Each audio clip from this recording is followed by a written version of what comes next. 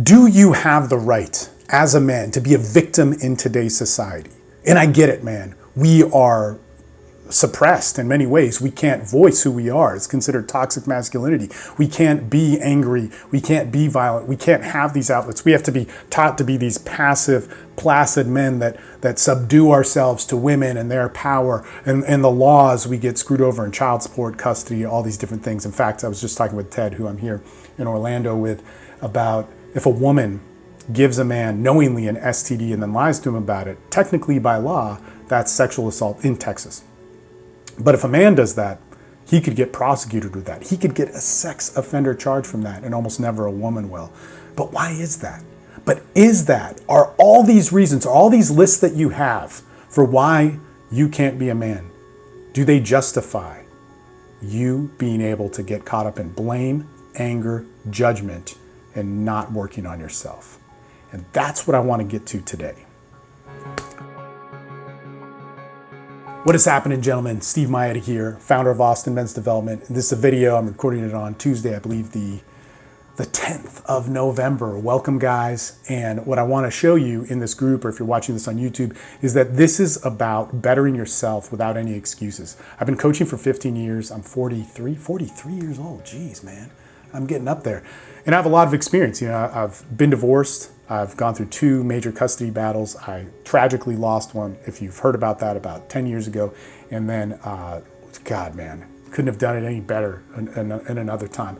And there's no way that I could be at where I'm at with my life if I carried on a victim mentality.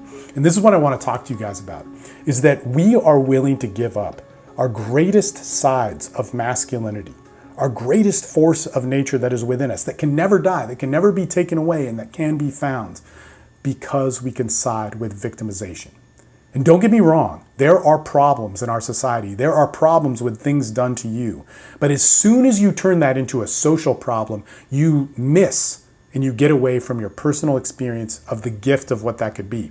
And you might be going like, how the hell is that a gift, Steve? How, me not seeing my kids, me having to pay excess child support, me going to jail. And these are all things that have happened to me. This is crazy, man. You know, I've been falsely accused of child abuse. I went to jail for it, had to fight it in a trial, had to take a plea, and eventually years later was absolved of it. Really intense stuff. How can you sit there and say that I should not be a victim about that? And what I want to tell you is that you can be a victim, but you have to move into the road beyond that. That there is a necessary phase in all of that where you're going to be angry, where you're going to be pissed off, where you're going to blame, and you're going to hate society for it. And to be honest, in 2011 and 12, I thought the same things. And then I saw what the manosphere back then was like, which was really small, like the men's rights movements. It was full of weak men who never worked on themselves, who blamed. And now we have a little bit of an evolution of that, of men who look like they have their stuff together, who look like the fantasy and masquerade of a man and all these different things, but still buying into that blame.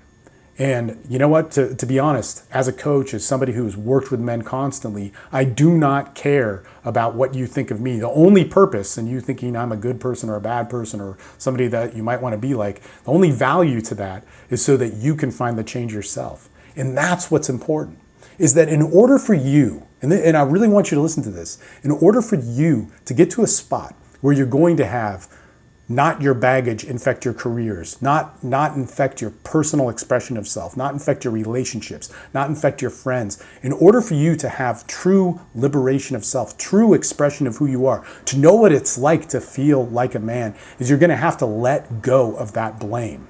And I hate this, man, because when I hear guys complain and justify why they are allowed to go off about feminism and all these different things, which suck, which totally screw many things up, they limit themselves from being a great man.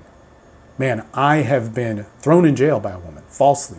I have had to go to probation. I've had to go to a criminal trial for that, or a criminal court proceedings for that. I had to pay lawyers $50,000 just to work through that. I had to take that on my record. I had to, most importantly for them, because they were the real victims, is not see my sons for 5 years.